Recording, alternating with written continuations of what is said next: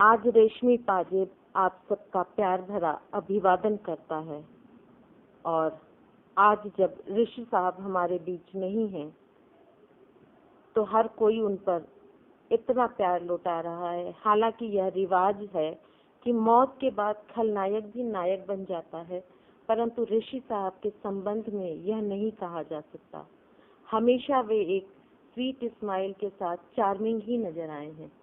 वैसे भी कपूर खानदान सिने जगत का सबसे संस्कारी और पारिवारिक माना जाता है। ऋषि साहब कपूर साहब की बगिया के भीनी भीनी खुशबू वाले सबसे खूबसूरत गुलाब हैं। कपूर खानदान के सबसे पहले सदस्य, जिन्हें फिल्मी जगत पृथ्वीराज कपूर साहब के नाम से जानता है, और राज कपूर साहब अभिनय की दुनिया के बेताज बादशाह आज भी हैं। भावनाओं और फिल्मांकन, खूबसूरत फिल्मांकन का एक पूरा अध्याय है राज कपूर साहब फिल्मी दुनिया के लिए, और शायद इसीलिए उन्हें शोमैन कहा जाता है। कितनी भी गहरी से गहरी भावना को बहुत खूबसूरत तरीके से कह देना राज साहब की क्षमता थी। और राज कपूर साहब, तीन भाई राज कपूर साहब, शम्मी कपूर साहब और शशि कपूर साहब, और राज कपूर साहब के तीन बेटे रणधीर कपूर, ऋषि कपूर और राजीव कपूर। तो इन लोगों को विरासत में ही अभिनय मिला था, विरासत में ही संस्कार मिले थे, और विरासत में ही प्रेम मिला था, जो ऋषि कपूर साहब की फिल्मों में दिखता भी है। मैंने हमेशा किसी पार्टी में देखा हो या फिल्म के अभिनय में देखा हो, ऋषि कपूर साहब के चेहरे पे इंटरनल कॉन्फिडेंस और स्माइल रहती थी, और यही उनकी पहचान थी। ऋषि साहब की मौत हो चुकी है।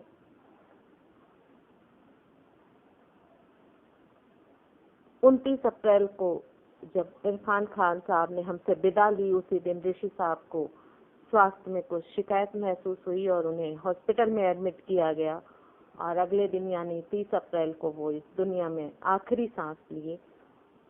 और अब तो उनका अंतिम संस्कार हो चुका है। उनकी अस्थियां भी बम्बई के वाणगंगा में समर्पित कर दी गई हैं। ऋषि साहब की किताब खुल्लम खुल्ला उनकी मौत के बाद काफी चर्चा में आ गई है। इस किताब का एक और बहुत महत्वपूर्ण हिस्सा रणबीर कपूर ने लिखा है, और जैसा कि प्रायः सिने जगत के लोगों के विषय में आम धारणा यह होती है कि ड्रामा प्ले करते करते ये वास्तविक और भावनाओं से दूर हो जाते हैं, परंतु रणबीर कपूर का लिखा यह पन्ना शायद इस धारणा को तो गलत साबित करती ही है, साथ ही पिता पुत्र, पति पत्नी और माँ बेटे के संबंध में उच्च स्तरीयता से परिचित कराती है। यह आज के दौर में अपनों के बीच टूट रहे प्रतिमानों के लिए एक लेसन है। मैं समझती हूँ इसे सबको पढ़ना और समझना चाहिए। शादी सिर्फ दो व्यक्तियों का गठबंधन नहीं होता, यह आगे भविष्य की जिम्मेदारियों के साथ साथ सामाजिक मूल्यांकन, एक अच्छी संतान को अच्छा नागरिक बनाने का भी अनुबंध होता है। आइए देखते हैं इस बेटे ने क्या संदेश दिया है। यह पुस्तक 2017 में छपी थी, जिसकी चर्चा तब उतनी नहीं हुई जितनी अब हो रही है। इसमें रणबीर कपूर ने लिखा है, आज मैं 34 वर्ष का हो चला हूँ। जब मैं पिता के साथ आज अपने रिश्तों का विश्लेषण करता हूँ, तो मुझे लगता है कि उनका मुझे और मेरी बहन रिद्धिमा को दिया गया सबसे मूल्यवान उपहार यह है कि हम अपनी माँ को बिना शर्त एवं चू चपड़ किए बिना प्यार कर सकें। उन्होंने हमारे समक्ष एक मिसाल रखी जिससे हमें एहसास हो सका कि हमारी माँ ही हम सबके जीवन के, हमारे घर परिवार की धुरी रही हैं। उनके रहते जीवन की किसी भी अनुकूल या प्रतिकूल परिस्थिति की आग में स्पर्श नहीं कर सकी, क्योंकि उनका संबल हमारी स्थायी पूंजी था। वे हमारा सुरक्षा कवच है।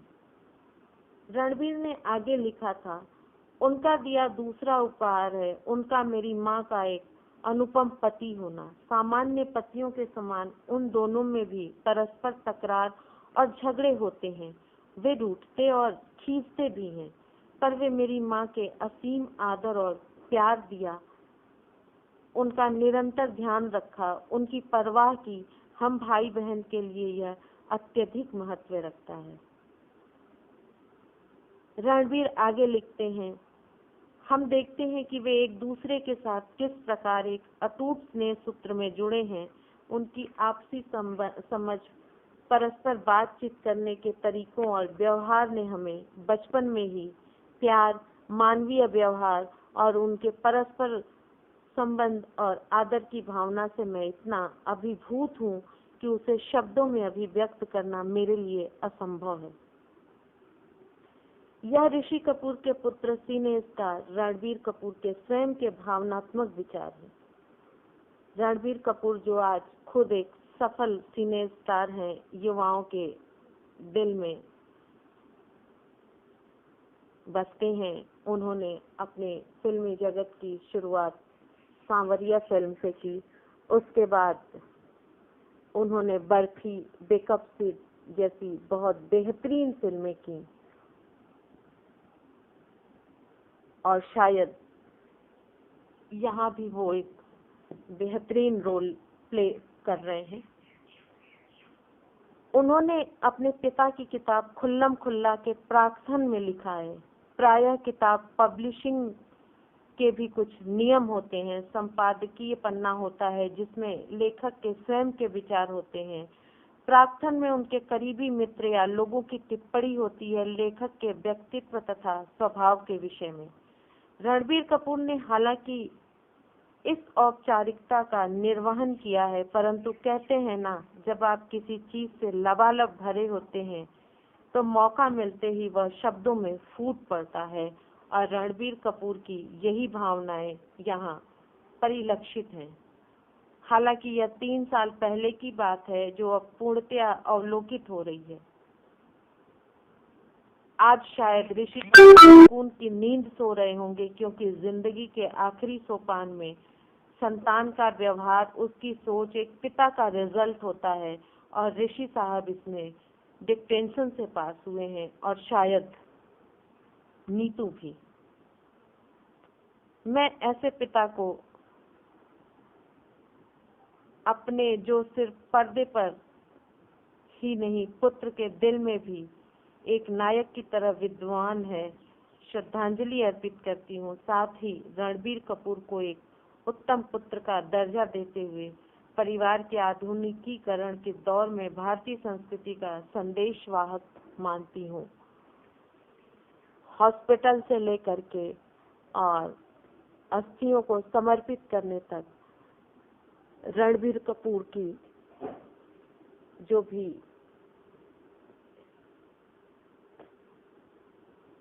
अपने पिता के प्रति प्रेम, स्नेह और अपने संस्कारों के प्रति जो आदर की भावना थी वो दिखाई देती है। और मैं समझती हूँ कि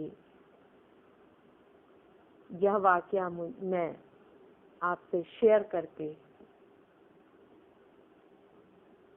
उनके इस व्यवहार का और ऋषि साहब के पालन पोषण के तरीके का साझा करना अपना कर्तव्य समझती हूँ। अगर आपको कहीं भी इस वीडियो ने छुआ हो, दिल को छुआ हो, तो लाइक करें और कमेंट में जरूर बताएं कैसा लगा। और अगर सब्सक्राइब नहीं किया है तो प्लीज सब्सक्राइब करें, भूलें नहीं।